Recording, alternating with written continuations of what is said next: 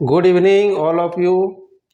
चलिए आज का सेशन स्टार्ट करेंगे और आज जो होगा मैथ सेट यहाँ पर होगा 28 सेट नंबर। और आज जो है 10x10 प्रश्न को देखेंगे, 10 क्वेश्चन जो आपके लिए है और जिनको डेली टेस्ट देना है ये सवेरे 7 बजे से शाम का 7 बजे के बीच चलता है, ठीक है। और उसके लिए करना क्या है, जो नए यूजर है उनके लिए ये व्हाट्सएप नंबर दिया गया, सिंपल लिखेगा मुझे टेस्ट देना है तो आईडी पासवर्ड बन जाएगा और टेस्ट दे सकते हैं। चलिए तो आज का पहला क्वेश्चन को देखते हैं क्या है। तो आज का पहला क्वेश्चन है आपके सामने, ए बी तथा सी साझेदार व्यवसाय में 3:5:7 के अनुपात में ये व्यवसाय करते हैं, है ना। तीनों साझेदार है क्या अनुपात में है, ठीक है। अब बोल रहा है 1 वर्ष बाद सी फिर इतना रुपया क्या करता है, विनिमय करता है और मिलाता है, जबकि ए इतना रुपया वापस ले लेता है, तब विनियोग का अनुपात जो हो जाता है कितना होता था, 24, यहाँ पर देख लीजिए 59 और 167 हो जाता है। ए का जो प्रारंभिक विनिमय कितना का है या था, कितना का था, ठीक है। तो तीनों का जो पहले अनुपात दिया हुआ था वो तीनों का हम लोग ले लेते हैं। यहाँ पर 3x 5x और ये 7x, ठीक है। कौन कौन है, ए बी और सी है, ये कहानी है। अब बोलता है कि 1 वर्ष बाद सी जो है इतना रुपया, ठीक है, क्या करता है, जबकि इतना रुपया वापस ले लेता है और ये विनियोग करता मतलब मिलाता है, सी मिलाएगा।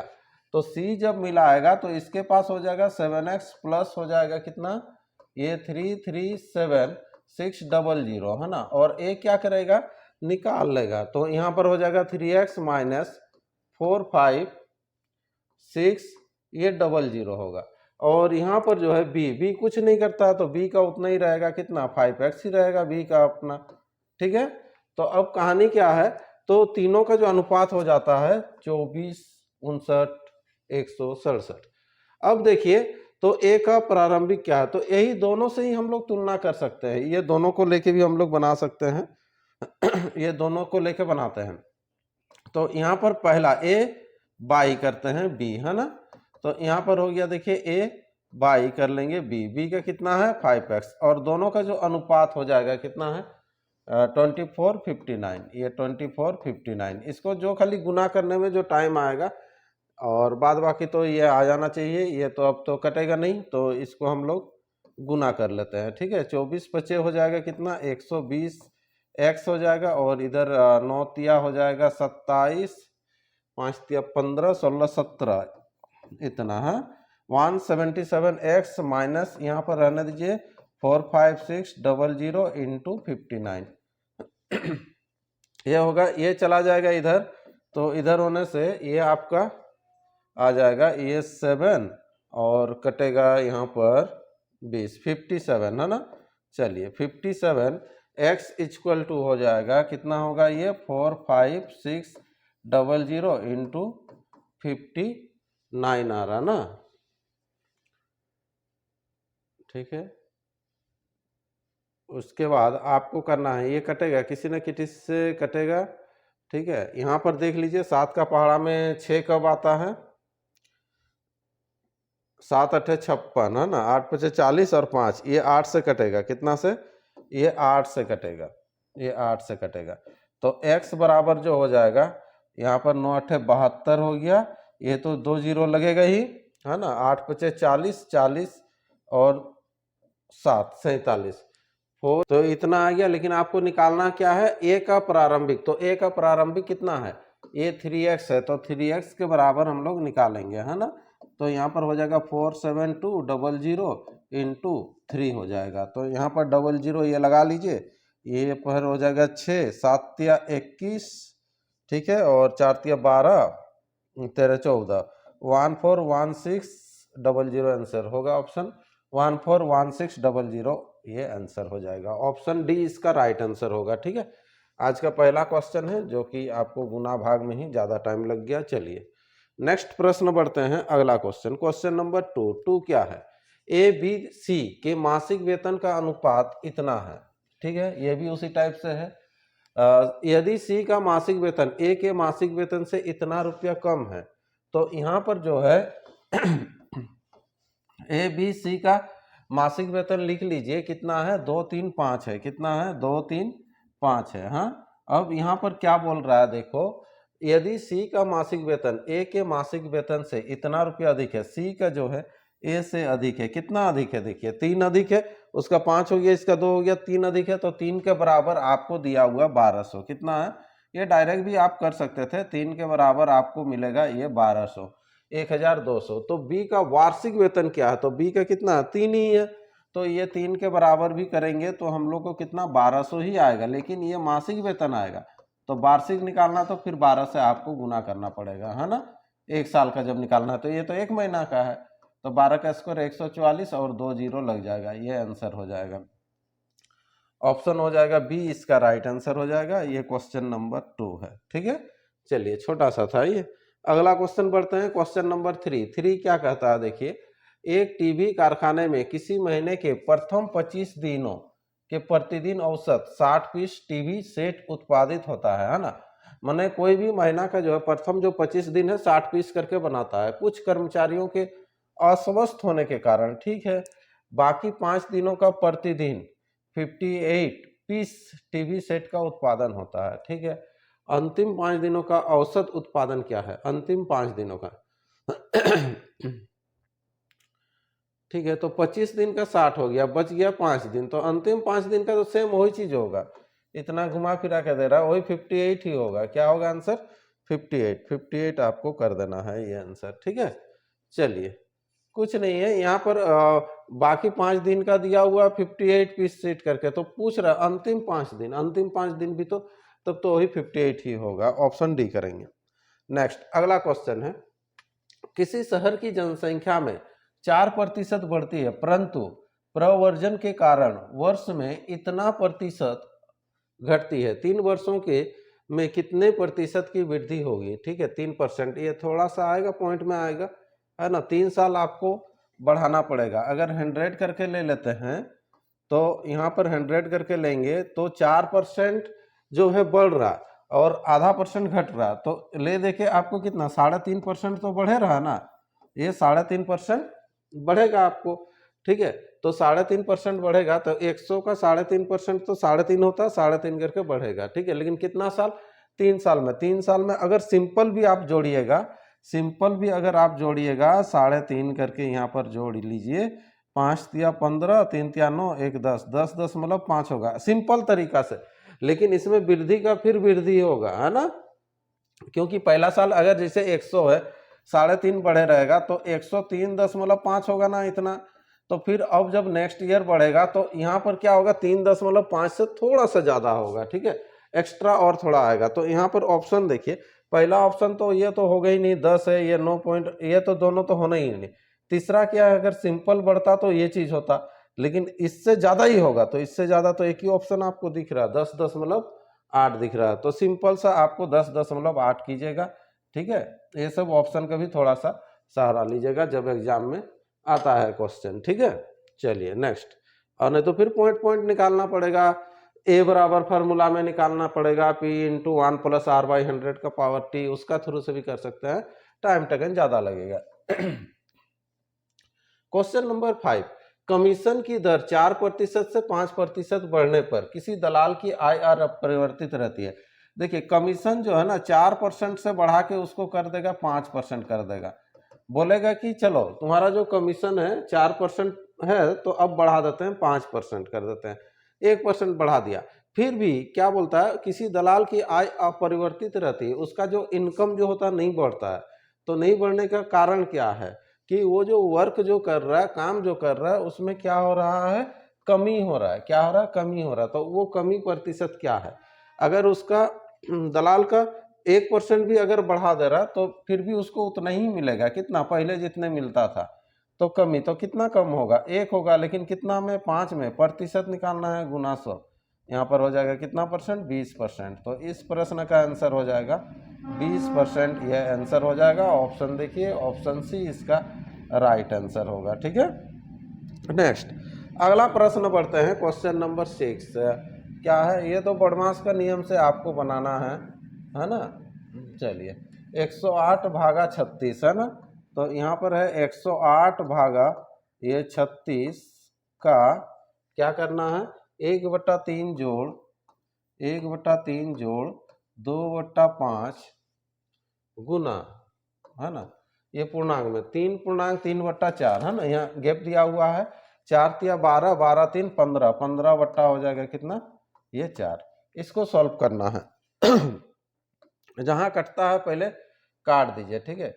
ये 5 तिया हो जाएगा कितना, 15, यहां से कर लीजिए ये 2, ठीक है। ये तो प्लस है, चलिए इधर चलेगा। हाँ, अब इसके साथ क्या होगा, पहले इसको सॉल्व करना है, ये भाग नहीं देना है। हाँ, का पहले ही यूज होगा, तो यहाँ पर कितना हो जाएगा, ये 12 होगा, ठीक है। अब 108 को 12 से आप भाग दीजिएगा, फिर यहाँ पर सब खत्म हो गया, इधर ये प्लस प्लस हो जाएगा कितना, 3/2, यहाँ पर काट देंगे 12 9 आना 108, ठीक है। इधर 9 हो जाएगा और इधर कितना, 1.1/2, 9 और 10 यानी कि 10.5 होगा। पॉइंट में दिया कि बट्टा में, चलिए बट्टा में दिया 10.5, ये आंसर हो जाएगा। हाँ, 9 और 1 10, फिर इधर जो खुचरा बचा हुआ।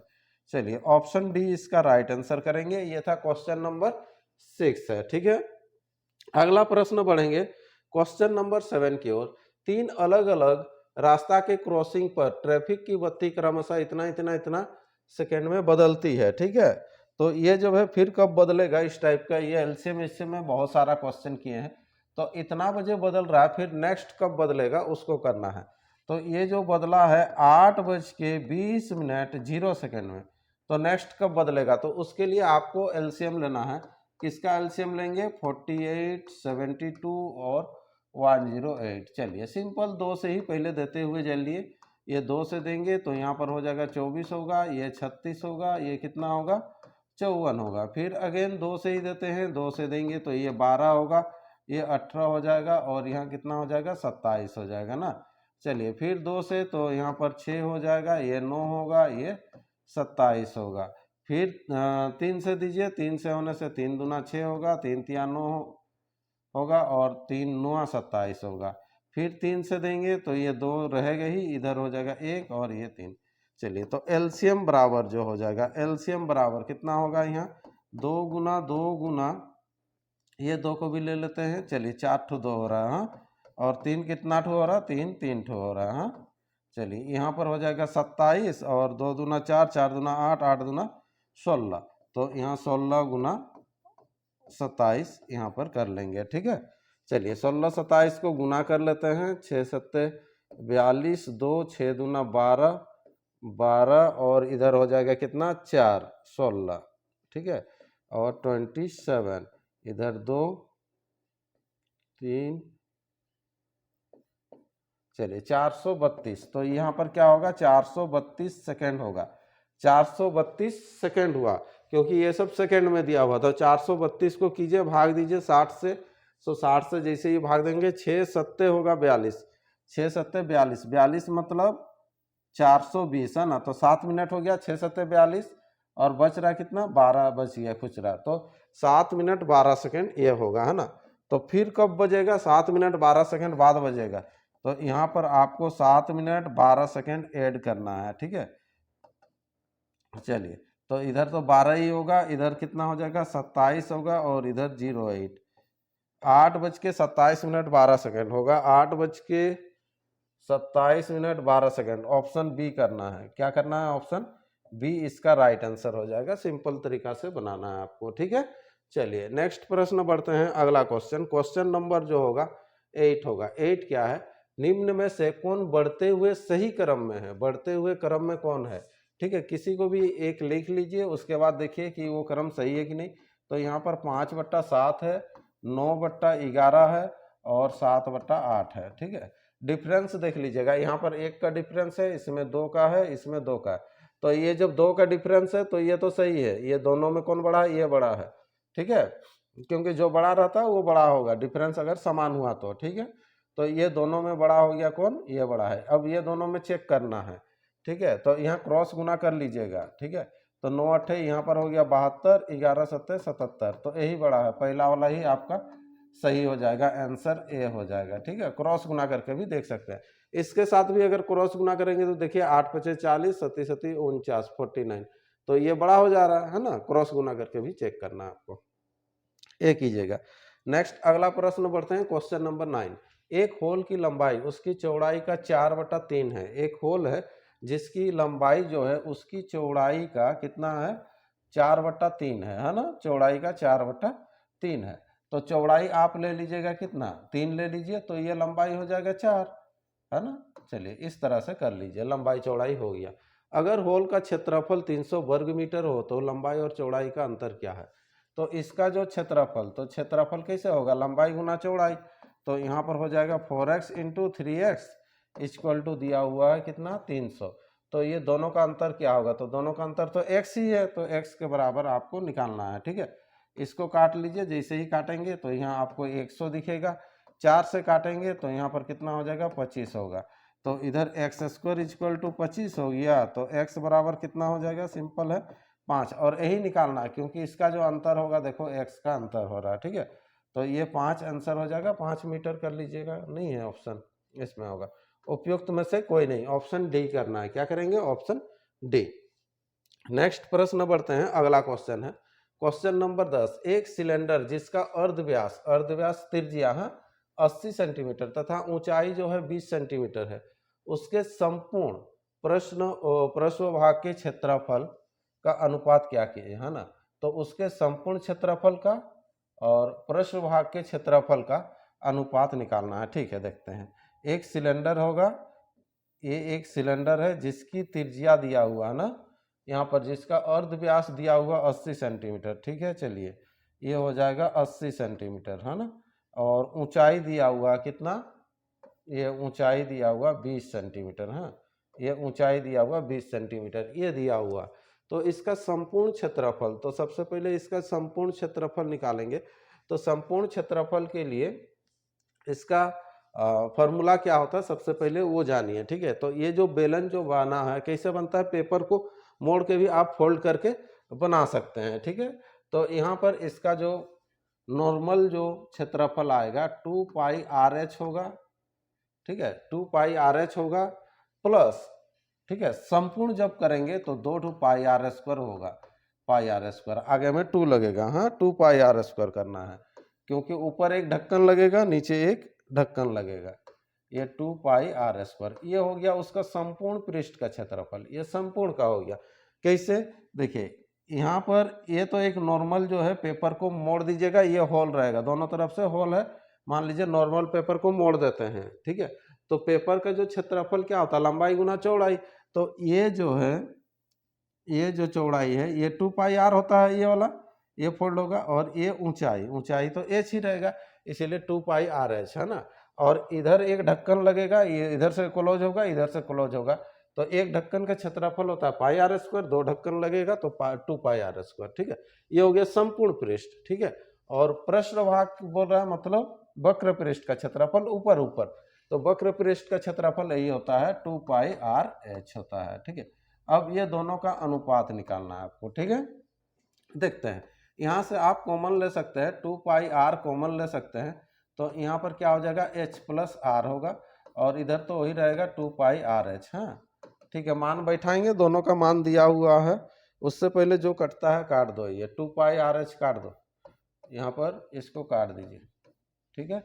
h + r, h का मान कितना है, देखिए 20, और यहाँ पर 80, 20 और 80 कितना हो जाएगा, यहाँ 100 हो जाएगा, और इधर केवल h का मान निकालना है, h कितना है 20, इसको काट दीजिए, 20 बचे, है ना। तो 5:1 इस प्रश्न का आंसर हो जाएगा, ऑप्शन डी इसका राइट आंसर कर लेंगे, ठीक है, ऑप्शन डी। चलिए, तो इस तरह से आपका 10 क्वेश्चन कंप्लीट हो गया जो सेट के रूप में था, ठीक है। इसका टॉप कौन कौन किए हैं, अगर रिजल्ट देखना है तो आप वेबसाइट में भी देख सकते हैं, या फिर शॉर्ट में भी इसका रिजल्ट डाल देते हैं, ठीक है।